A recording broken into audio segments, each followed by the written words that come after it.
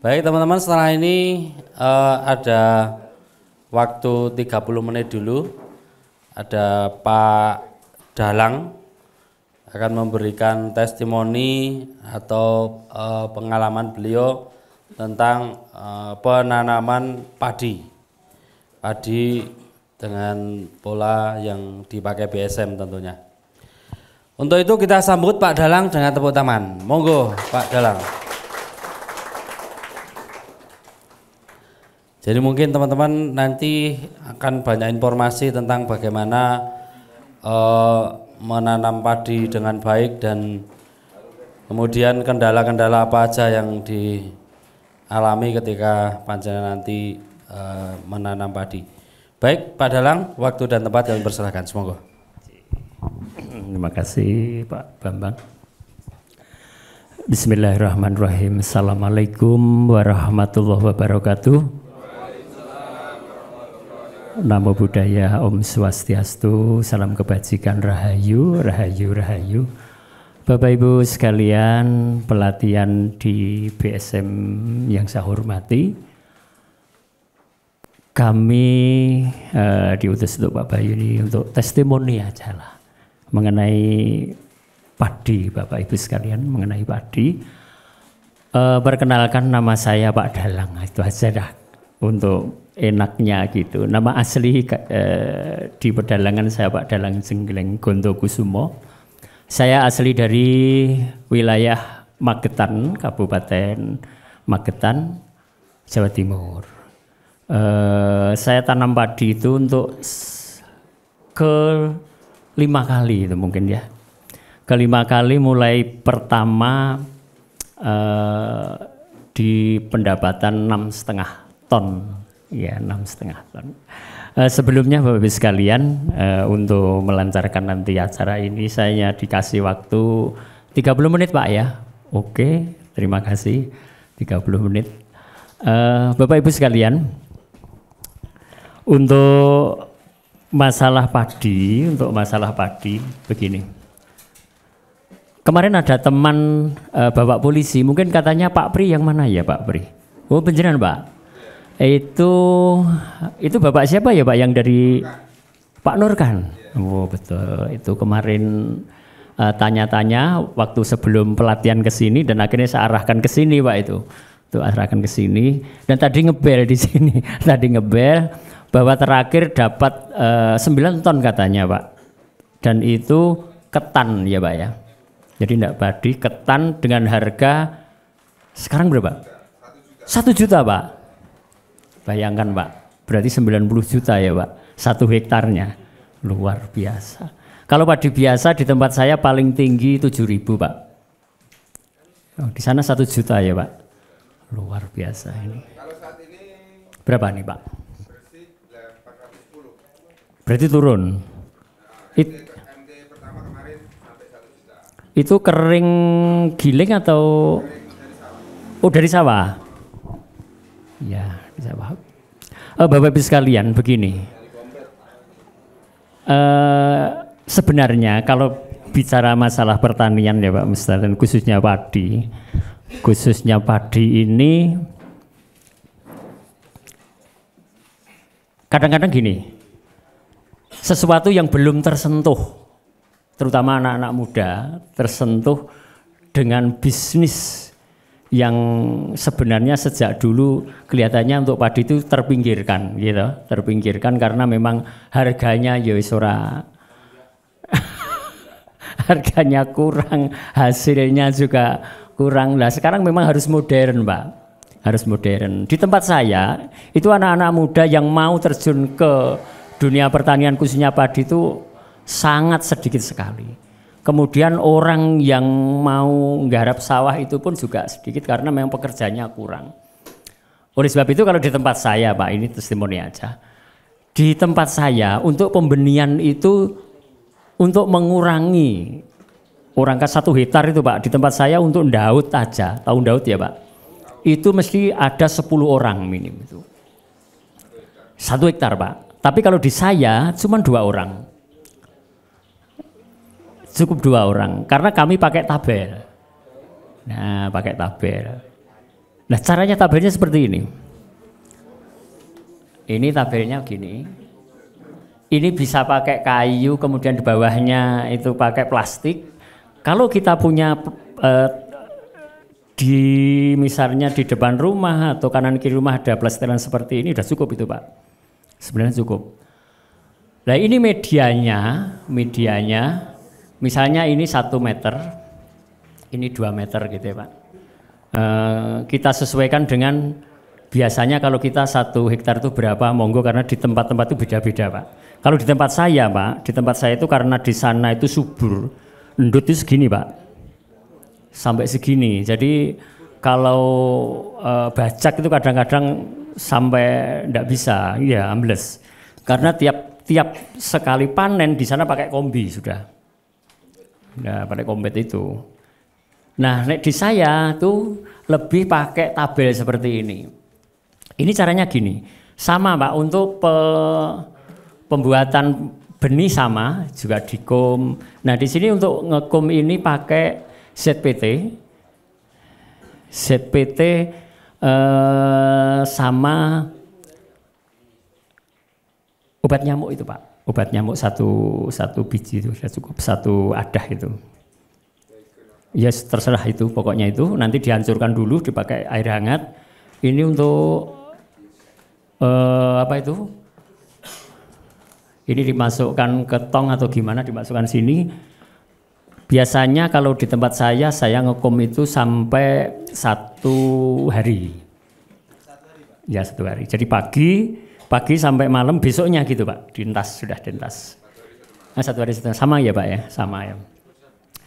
Kemudian ini untuk bagusnya nanti misalnya dikasih di apa ya, setelah ditiriskan nanti dibolak-balik Pak, maksudnya pagi sore dibalik supaya apa, nanti untuk pecahnya itu sama, pecahnya sama. Nah kalau untuk tabel seperti ini 2 cm ini pakai tanah yang halus, lumpur kayak kalau ya itu pakai lumpur. Ini pakai lumpur. Sebelum pakai lumpur ini kita taburi dengan padet itu, yang pupuk padet kita bikin, yang dari urea, yang apa tuh ampasnya urea. Nah itu sedikit aja Pak, tipis-tipis saja, tipis-tipis. Kemudian dikasih ini sekitar 2 cm. Setelah ini kita semprot dengan pembenah tanah biur, selesai. Kemudian setelah itu benih yang sudah pecah, misalnya pecah 2 mili atau 1 mili, itu bisa ditabur di sini. Ditaburnya ini untuk 1 kilo, kalau ekstrim itu 1 meter Pak. Tapi kalau kita terlalu lebih baik 1,5, itu 1,5 aja. Ini 1,5. Ditebar rapi gitu ya Pak ya, rapi. 1,5 meter persegi. Jadi misalnya ini 1 meter ya, ini tambah gini. Nah ini kan setengahnya, ini 1 meternya. Ini untuk 1 kilo. 1 kilo benih. 1 kilo benih. Kita sebar rata. Setelah itu kalau ada kita adalah arang sekam. Arang sekam ditutupkan di atasnya. Arang sekam ditutup di atasnya sampai tidak kelihatan. Kalau tidak ada arang sekam, mungkin ada gergaji itu, serbuk gergaji juga bisa. Arang sekamnya itu yang setengah matang atau yang benar-benar sudah jadi abu? Sudah jadi abu tapi masih utuh Pak. Oh berarti ya buatnya ini ya, buatnya arang sekam. Ada orang bakar batu bata? Boleh itu aja tidak apa-apa. Nek yang utuh itu biasanya di tempat saya untuk Pak. Bukan yang arang-arang yang dari mesin itu, yang untuk open. Di tempat saya itu murah sekali, itu enggak, suruh ngambil aja. Untuk open itu gratis, itu open. Nah itu kan nanti kita tutup semua, ini ya ditutup semua rapi, kemudian kita semprot. Kita ditabur air, semprot air aja. Semprot air sampai basah, kemudian kita tutup ini. dengan terpal tapi yang tembus air, Pak. Terpal tapi yang tembus air. Iya, bukan paranet loh Pak ya, bukan paranet loh. Terpal aja yang rupanya warnanya biru tapi yang kremeng-kremeng itu loh Pak. Nah layar itu Pak, layar. Kita tutup gini ya, tutup ini kasih bata atau apa, pokoknya ini tertutup. Ini diamkan selama 4 hari Pak, tapi tiap pagi dan sore kita semprot di atasnya. Makanya terpalnya harus tembus. Iya, biar anu itu ditutup gitu ya. Ini nanti setelah 4 hari itu sudah segini Pak. Kalau normal sudah segini. Sudah segini. Sekitar 5-6 cm. Itu kalau normal. Nah, istilahnya nekok buatan ya, ketinggian layar. Oh, enggak apa-apa Pak, enggak apa-apa. Segitu nanti sudah ngangkat sendiri Pak itu. Iya, itu sudah langsung itu. Ngangkat sendiri ini sudah ngangkat sendiri. Lah ini nanti kita tidak pakai pupuk, Pak. Ini bukan nanti tidak pakai pupuk VOC tidak, tapi pakainya ZPT nanti. Kita semprot ZPT itu tinggal kita maunya tanam berapa senti. Ideal itu tanam ke 15 hari. Nah, 15 hari idealnya loh Pak ya. Tapi ini saya ekstrim kadang 12 hari sudah saya tanam.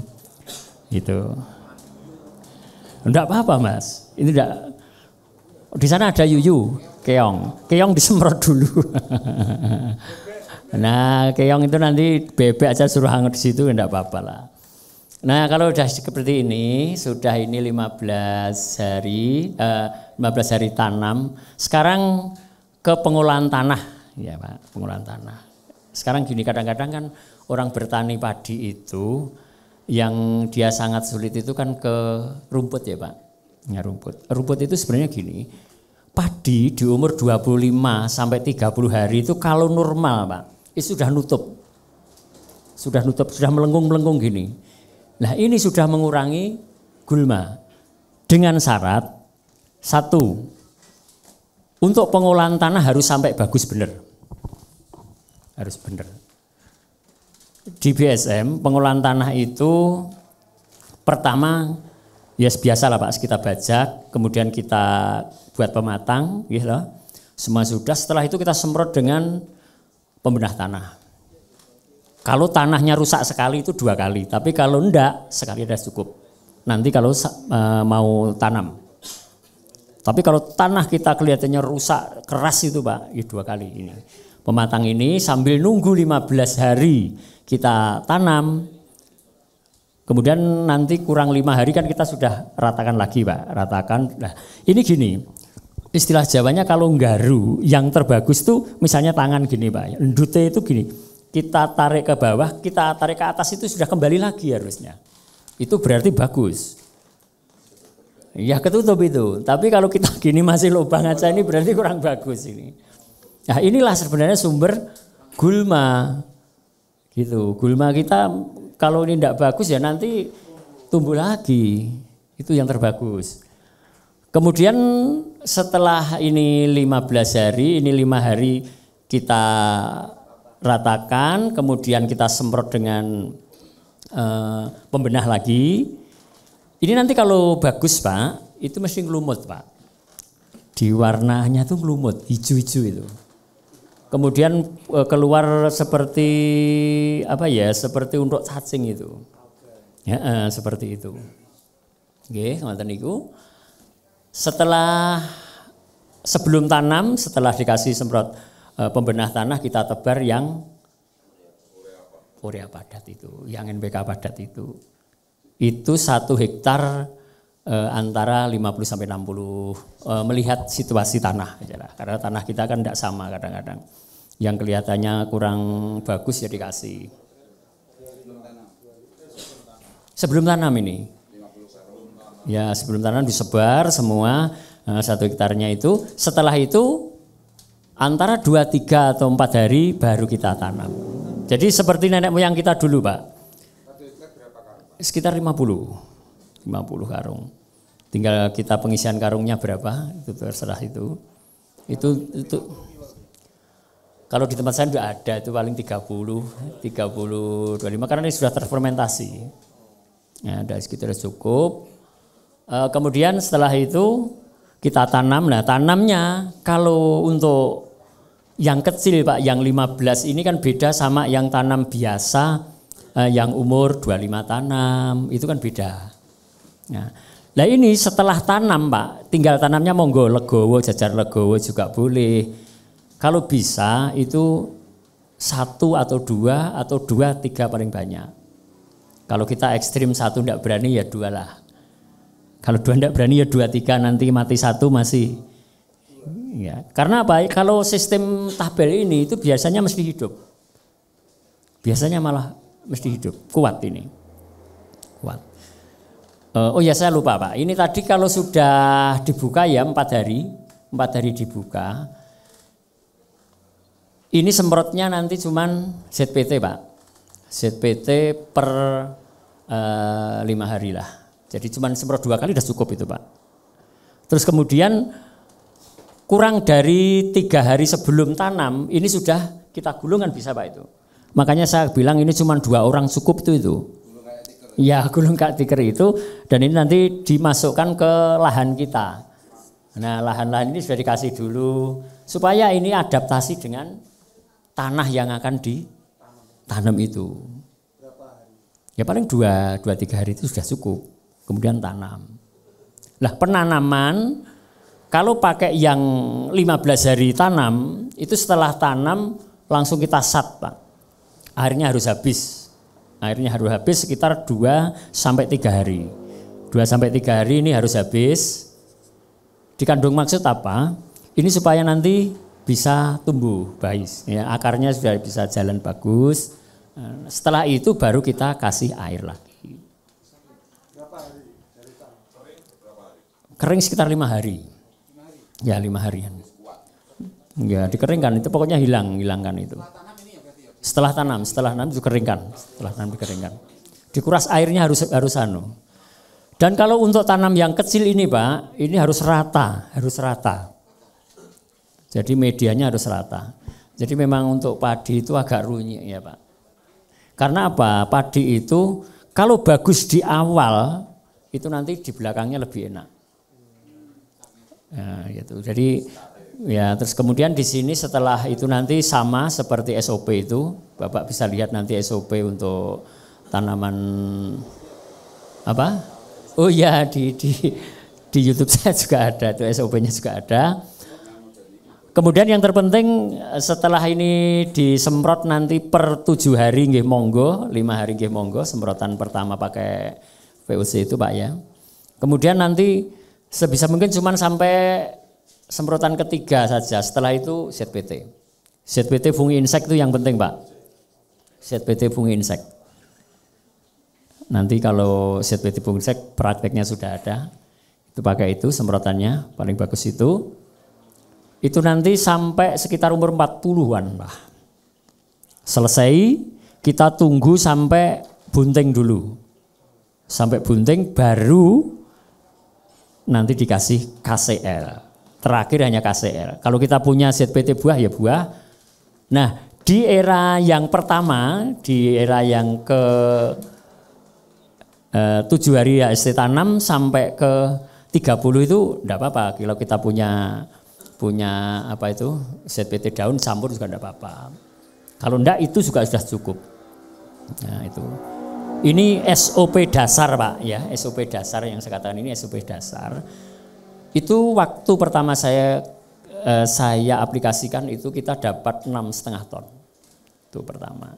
Nah, jadi kalau kita ingin bertambah, otomatis pupuk kita juga harus bertambah apa? 7 hari sekali, seminggu sekali Mas. Ya, seminggu sekali itu ada cukup. Nah itu cuman seperti itu sebenarnya untuk, dan ini kita sudah ndak kasih fungi insek yang dari kimia. Biasanya gitu. Nah ini kadang-kadang kita kaget karena warnanya itu ndak hijau Pak. Warnanya itu ndak hijau. Ndak, warnanya itu seperti pupus daun itu Pak. Ya seperti inilah. Seperti itu, tapi sampai tua seperti itu terus. Nah, dan biasanya itu agak maju kita panen Pak. agak maju malahan panennya. Jadi tidak terlalu panjang itu. Walaupun nanti diambil sampai kemarin itu di tempat saya sampai 110 hari karena varietas 32 karena kombinnya juga tidak bisa. Itu ternyata masih utuh Pak, masih bagus. Masih bagus. Monggo kalau varietas itu terserah penjenengan. Saya pernah untuk yang 70 hari itu, yang dari Pak Bayu itu juga bagus. Cuman bulirnya kecil Pak.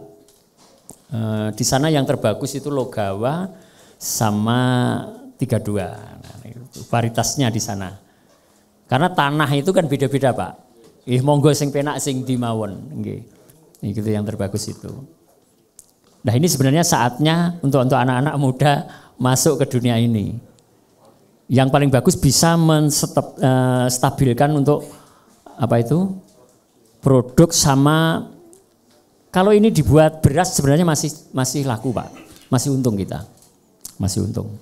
Tapi kalau kadang-kadang panen raya kita jual beras kemarin itu di sana itu sampai cuman 450 Pak. Jadi petani sangat keberatan sekali lah. Mungkin itu Pak, ada pertanyaan? Ya. Kalau setelah tanam itu dikeringkan airnya Pak, Ya. di lokasi di rumah, Ya. itu nggak bisa Pak. Masalahnya? Masalahnya itu Rawa Pak, rawa. kayak setengah rawa dulu Pak. Mm-mm. Cuman menampung aja. Buang airnya nggak bisa. Nek buang air tidak bisa, jangan pakai sistem ini. Jadi kita tanam yang padi yang biasa yang 25 hari tanam, nah agak besar. Karena nek tidak bisa dikeringkan ini mesti mati. Yang cuman segini itu mesti mati Pak. Itu kelemahan ini cuman di air memang harus kering. Umurnya agak diperpanjang. Jadi yang tanam biasa aja, yang disebar biasa aja itu yang di sana. Itu. Iya, yang 25 hari itu ya biasa itu. Nah, 25 hari kita jangan tanam satu berarti. Tanamnya harus 2, 3 lah. Paling tidak itu berarti itu apa rawa ya Pak? Ya setengah rawa Pak. Setengah rawa. Sama itu Pak, di daerah Air masuk. Oh gitu ya. seandainya diterapkan dengan metode ini, Ya. itu dengan pembibitan yang umur 15 hari itu nggak bisa. Karena air ya Pak ya. Nggih, nggih. Umur 23 hari. Ini tidak bisa dikala tempat koyok tempatin jenengan itu sama di pegunungan Pak, biasanya tidak bisa. Di pegunungan malah tidak bisa. Ini bisa di tempat saya. Di tempat saya karena di sana kurang tenaga kerja, akhirnya kita bikin itu. Jadi di tempat Madiun, Ngawi, Magetan itu karena sana sentra padi Pak. Ya pakainya itu semua di sana itu. Pakainya di sana model seperti itu. Karena kekurangan orang Pak di sana terus terang itu. Panennya sulit. Nah, jadi anak-anak muda tidak ada yang mau. Ya, petaninya mengeluh semua kalau di sana itu. Biar bisa tumbuh. Ini akarnya bisa merambat dulu. Biar kenceng. Karena itu kan masih ada ini Mas. Ini masih ada apa ya? Ya di sini. Kenapa bisa hidup bagus? Karena ini nutrisinya masih di sini. Ya. Enggak Mas, ini kalau sudah 4 hari dibuka ini nanti hijau. Mulai hijau karena kita semprot dengan ZPT. Bisa hijau kalau di sini. Bisa hijau itu. Mungkin ada pertanyaan lagi? Untuk apa benihnya kalau digulung tidak patah-patah. Oh enggak. Kalau yang sudah pengalaman enggak patah. Enggak patah Mas. Itu bawahnya itu seperti karpet itu Pak. Seperti karpet. Jadi Bapak bawa satu gulung segini tuh ya ringan aja, enggak ada tanahnya. Walaupun ini 2 cm Pak. 2 cm ini nanti kalau sudah tumbuh itu hilang Pak itu. Hilang tinggal akar aja. Tinggal akar aja. Jadi tidak ada apa-apanya itu Pak. Iya, nanamnya tinggal cuil gini aja sudah enak itu.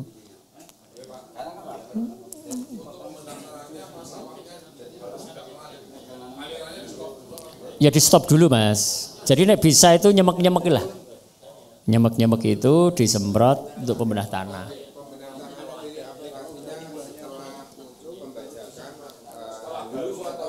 Setelah membacakan. Jadi ada air Pak, tetap ada air karena pembenah tanah itu harus seperti itu. Nggih. Jadi kalau tanah itu memang rusak sekali ya 2 kali, tapi kalau enggak ya cukup sekali aja. Nanti kalau sudah berjalan itu orang yang nyangkul akan bisa merasakan enaknya tanah ini. Tanah itu akan semakin lembut, semakin mudah protol itu lah Pak. Moprol istilahnya kalau bahasa Jawa itu. Nggih. Ya mawur dan sebagainya di sana. Karena di tempat saya Pak, tempat saya itu kan gini, orang ambil padi itu jeraminya itu masih segini, masih tinggi sekali di tempat saya itu. Nah ini biasanya yang bikin asem-asemen. Ini harus kering dulu sebenarnya. Sekarang ada tip untuk yang asem-asemen mungkin ya Pak ya. Pernah ada asem-asemen itu gini. Untuk asem-asemen ini kita bikin 1-3-3 ya enggak apa-apa, 1-2-2 enggak apa-apa. Ini gini, ini garam. Kemudian ini arang kayu aja tapi digiling. Arang kayu ya Pak, digiling lembut. Kemudian ini NPK padat itu yang ditabur tadi. Ini dicampur. Ya, ini dicampur. Nanti sebarkan di tempat yang apa itu asem-asemen. Ini biasanya kalau kita sebar itu nanti di usia 35 sampai 40 mesti kembali. Jadi enggak usah bingung Bapak. Jadi ini kan ngeleler gitu ya. Jadi kadang-kadang kan orang langsung dikasih obat ini itu malah stres itu sebenarnya Pak. Enggak usah, itu sebar itu aja. Nanti di umur 35 sampai 40 ini akan sembuh dengan sendirinya. Nah, ini akan sembuh dengan sendirinya ini. Yang penting satu gini, di satu rumpun ini masih ada batang bendera ini masih hidup. Satu aja yang tengah itu. Kalau itu masih berarti harapan untuk sembuh itu bisa. Udah putus ya berarti cabut aja, ganti aja di usia-usia itu. Oke. Karena biasanya jadi kalau beruanang itu enggak usah takut Pak. Ya di umur 35 sampai 40 ke atas itu nanti dia akan tumbuh lagi. Enggak apa-apa ini Pak. Nah asem-asemen ini kan biasanya kan untuk tempat-tempat yang airnya banyak Pak. Tempat airnya banyak itu biasanya asem-asemen itu. Nah di asem-asemen berarti pembenah tanah kita yang harus agak ditambah. Garam, arang sama NPK padat itu. Pupuk padatnya itu Pak. Pupuk padat itu. Nggih. Itu yang ampasnya urea cair itu, ampasnya urea cair. Nah, itu untuk ini bisa. Arang ini kalau yang bagus memang arang kayu, Pak. Arang kayu tapi digiling lembut itu. Kalau enggak ada ya arang sekam itu. Tapi yang terbagus adalah arang kayu. Nah, di tempat saya karena di sana itu ada pengusaha panggang ayam, jadi arang itu banyak sekali. Satu sak besar itu cuma 20.000 Pak. Murah di sana, kita giling, kita campur ini, selesai. Dan ini tuh bisa untuk media tanah, itu media tanam juga bisa. Mungkin itu Pak? Satu lagi Pak. Ya. Terima kasih Pak Dalang. Saya mungkin pelaku petani padi langsung Pak. Sebentar ada mic. Oh mic ini Pak, ini Pak.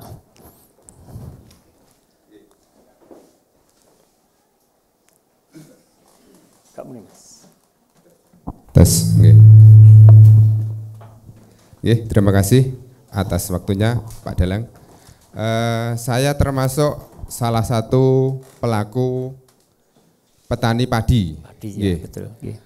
Mungkin yang disampaikan Pak Dalang masuk akal dan tapi secara garis besar bisa saya aplikasikan, tetapi yang saya alami sampai saat ini kendala yang mungkin berat untuk dihadapi oleh petani itu ketika musim tanam yang tidak bisa serempak. Artinya tidak bisa serempak itu dalam satu lokasi. Ya. Ada yang sudah mulai menua, ada yang mulai baru tanam 15 hari dan ada baru tanam yang 10 hari. Kendalanya adalah untuk mengendalikan hama. Betul. Hama yang paling utama itu adalah selundep atau yang disebabkan oleh ulat atau kaper. Nah, ini yang konsep dari BSM Nyun Sewu, ini kira-kira yang paling jitu itu dengan memakai apa? Kalau yang saya alami untuk mengendalikan hama tikus, kemudian yang lain-lain, insya Allah sudah masih Nek bisa. biasa jenengan pakai apa? Ngaten. Nek jenengan pakai apa tuh untuk itu, Pak? Ini di luar konsep BSM ya, saya. Ini parah tak? Parah Pak. Parah, ya Nggih, parah meracuni. Saya nggak sampaikan di sini. Nggih. Ya kelemahan kita, Pak. Kelemahan kita memang kalau di tempat saya itu begini. Kalau kita tanam ndak bareng, Pak. Misalnya lewat seperti tempatnya Bapak itu, di tempat saya ini tidak panen, Pak. Mesti rusak. Di sana. Maka di sana itu kalau walaupun begitu banyak, paling banter 10 hari selesai di tempat saya itu. Karena untuk ya seperti itu. Nah, karena kalau ini ndak, ya seperti Bapak itu, sini wereng ada, ini walang sangit ada, dan terus itu berputar dan ndak akan habis itu, Pak. Ya, nek yang keluar putih atau sundepen itu kita dilihat dari persemaian ini.